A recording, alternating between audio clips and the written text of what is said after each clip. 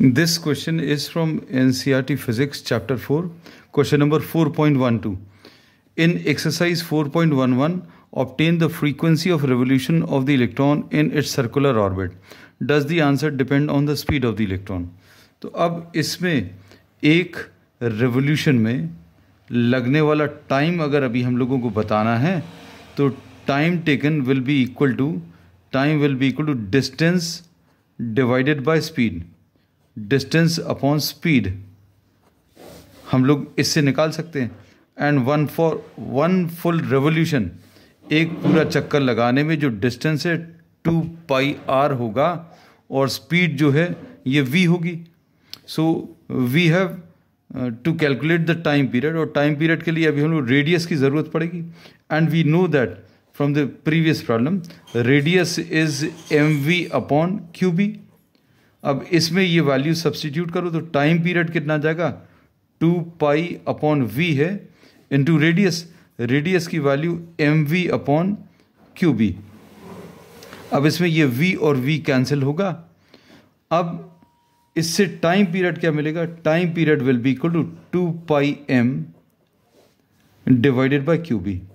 So time taken is independent of speed. हम लोग time period calculate किया, frequency निकालना बहुत इजी है. Frequency n is equal to 1/t.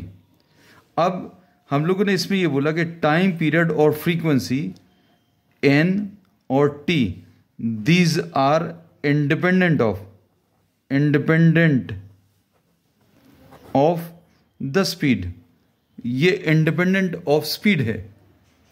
तो ये कैसे जस्टिफाइड है, तो अभी हम लोगों ने इसमें बोला कि अगर आप स्पीड इंक्रीज कर रहे हैं तो एक रेवोल्यूशन में टाइम कम होना चाहिए, लेकिन ऐसा नहीं होता. क्यों? क्योंकि अगर आप स्पीड इंक्रीज कर रहे हैं, if the speed is increased then what happens to the radius. ये रेडियस का फॉर्मूला है. Then radius is equal to mv upon qb. This also increases. मतलब क्या होगा, अगर आपने स्पीड ज़्यादा कर दी तो स्पीड ज़्यादा करने पर ये और ज़्यादा बड़े रेडियस पर मूव करने लगेगा, but the time remains constant. Time constant रहेगा. तो ये जस्टिफिकेशन हो गया इसका जो इसमें पूछा है. तो जस्टिफिकेशन में क्या लिखेंगे कि स्पीड के ऊपर इंडिपेंडेंट है, time is independent of speed. इस रिलेशन को देखकर बता सकते हैं कि time is independent of speed. How will you justify this? Justification ये है कि स्पीड अगर आप इंक्रीज करेंगे तो radius of the circular path भी इंक्रीज हो जाएगा. मतलब ये और बड़े सर्कल पर मूव करेगा, लेकिन टाइम कैसा रहेगा, कांस्टेंट रहेगा. अब इसमें अभी हम लोग कैलकुलेशंस कर रहे हैं किसका, फ्रीक्वेंसी का. तो फ्रीक्वेंसी इज 1/t. 1/t अगर है तो this will B qb upon 2πm.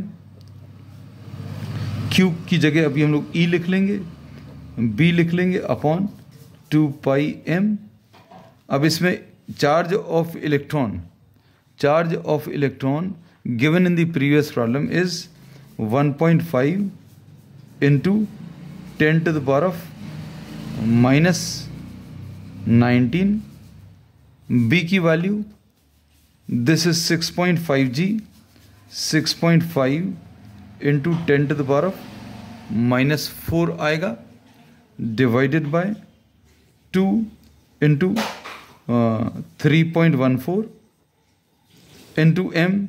3.14 use कर लो या 22/7 यूज़ कर लो, ज़्यादा एक्यूरेट है तो 22/7 यूज़ कर सकते हैं. m की वैल्यू आप चाहें तो इसको 22/7 लिख दे रहे हैं इंटू m की value is 9.1 into 10 to the power of -31. अब इसमें जो नंबर्स इन्वॉल्व हैं वो कौन कौन से हैं, 1.5 इंटू 6.5 और ये 7 ऊपर ट्रांसफ़र हो जाएगा, डिवाइडेड बाय 2 इंटू 22, ऐसा कुछ आएगा. और 10 के पावर्स कितने आ जाएंगे, 10 के ऊपर -19 -4 एंड +31. अब इसमें एक चीज़ छूट गई है क्या, 9.1. So we are writing this 9.1 also. 2 हो गया, 22 हो गया, 9.1 हो गया, 7 को ऊपर ट्रांसफ़र कर लिया. तो -19 -4 is -23 and +31 is 8.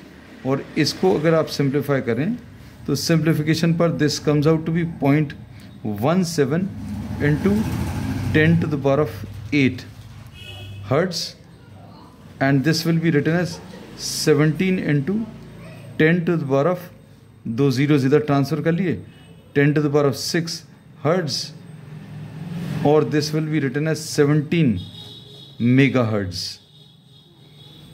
So this will be the answer.